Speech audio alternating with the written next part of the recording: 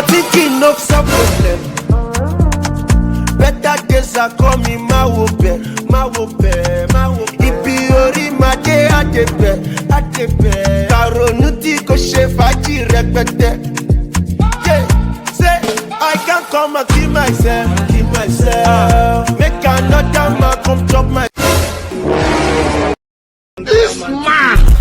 The money don't enter. The money don't enter. The money. You know if you wise for Lagos, you know if you wise for anywhere.